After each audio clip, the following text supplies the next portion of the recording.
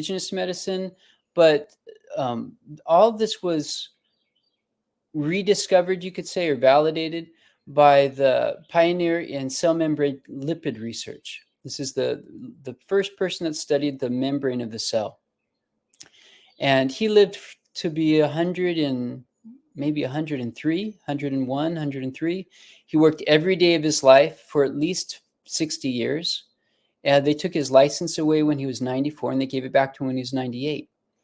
And they didn't really understand him so much. I've talked to more experts in these fields, and they told me that there was a lot of research that's happened in the last 50 years, but because it's outside of the main clinical study model, it's really hard to look at it. So for instance, in order to do a clinical study with his stuff, you would have to find someone that's anabolic dominant with a certain illness, and do all the people that are anabolic dominant, or catabolic dominant, all the people that are catabolic dominant.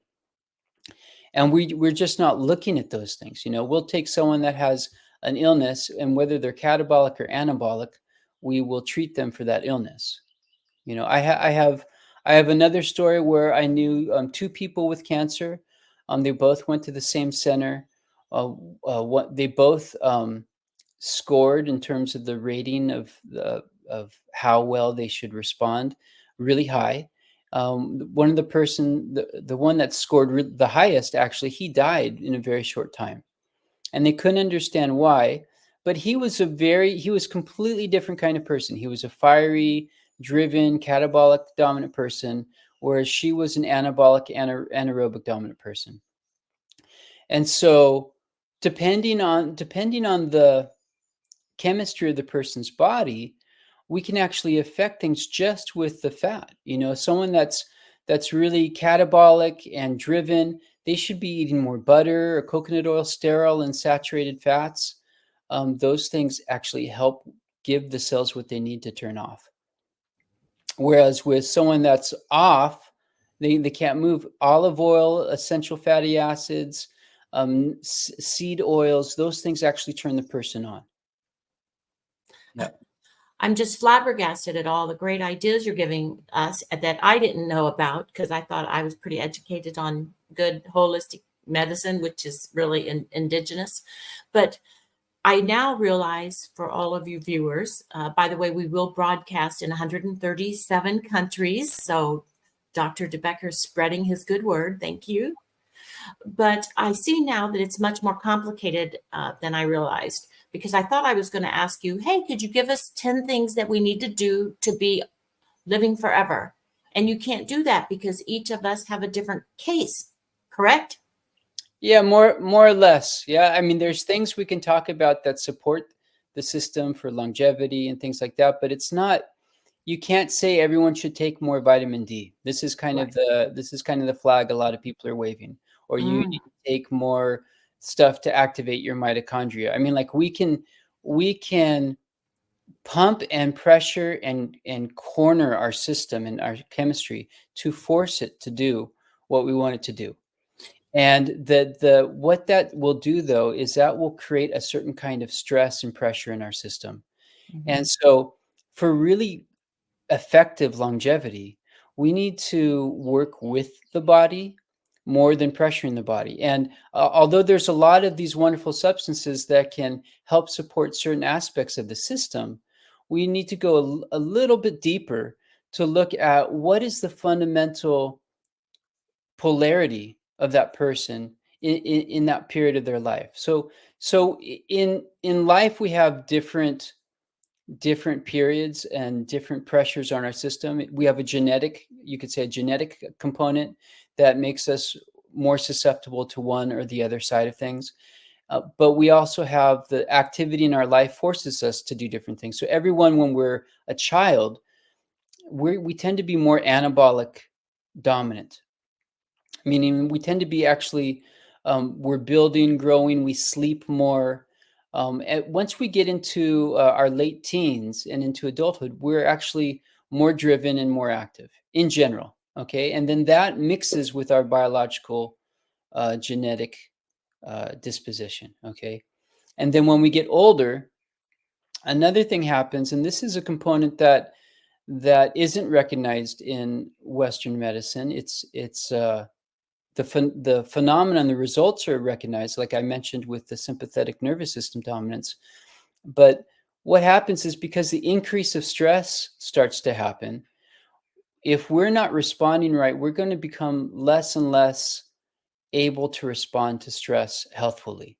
Okay, so we need to have a strong body, and then we need to have practices or activities that help to reduce our stress and help to integrate our stress. We can't turn away from getting older. We can't turn away from the stress that happens of losing losing our loved ones, of witnessing terrible things, of upheavals in our own life and changes in our life. Change is going to happen, and as we get older, we experience more, and we have that more requirement to actually respond to that. So we need to be strong, and we need to have resilience and adaptability. And flexibility and adaptability is actually one of the key indications in traditional medicine that you're healthy.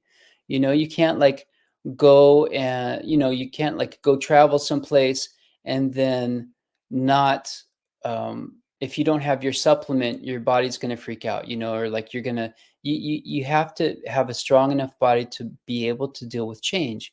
And so this area is where traditional indigenous medicine has the most expertise, and they should really be listened to more. And I'm really trying to encourage Western medicine to open their mind a little bit, because Western medicine is only based on a few hundred years, rather than the perception is that it's based on this consistent development of science. But what happened is the Dark Ages happened, and they lost everything. In fact, so much so that chemistry wasn't even in medicine at that time in Europe, and it had been for thousands of years before that. And Mhm. most people don't realize that Paracelsus, after he traveled to Europe and Asia and the Middle East, after he traveled out of Europe into Asia and the Middle East, he came back and he actually publicly burned the two main medical texts that all of medicine stood on into the Dark Ages. And his father was a medical doctor, so he Mhm. knew these texts quite well. Mhm. And he actually was responsible to bring chemistry back into medicine. Based on his experiences that he had, he saw that there was a lot more to it. So those systems that he studied with, they have been consistently practicing and doing the same thing for more than 1,000 years. Mhm.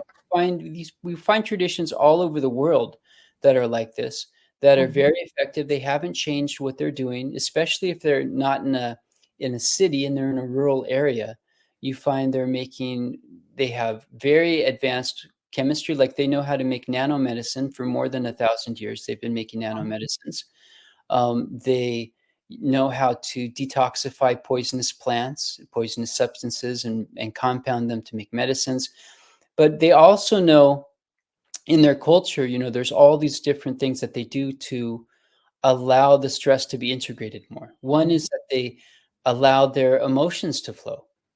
Yeah, there's options in their society to experience different emotions. Maybe not directly at home with their parents, but through festivals, through through celebrations and ceremonies and rituals. I mean, a Mhm. lot of the older cultures, they have they have like rituals and ceremonies and festivals that happen a few times a month. There's Right. always something happening because the seasons are always changing. So they're Right. changing seasons, Wow.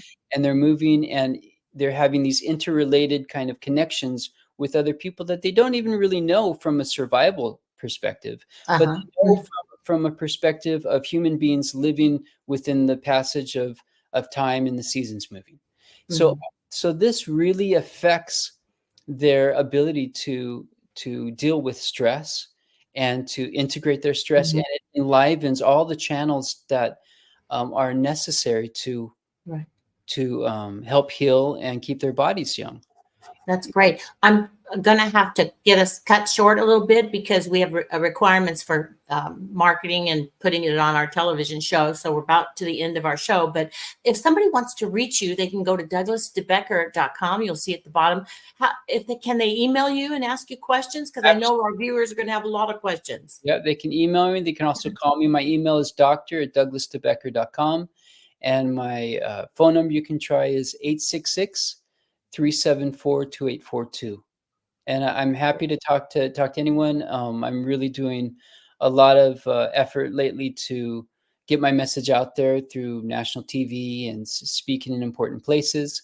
And I'm excited about some new programs I have out there to really help educate people with the skill sets that they can use for the rest of their life. Yes.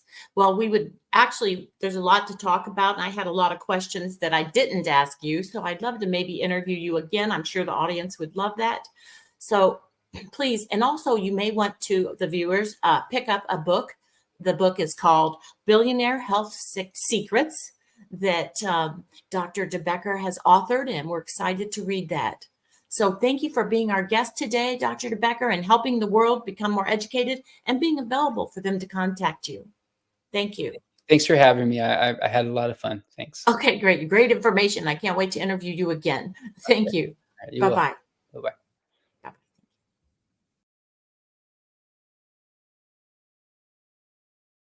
Bye-bye.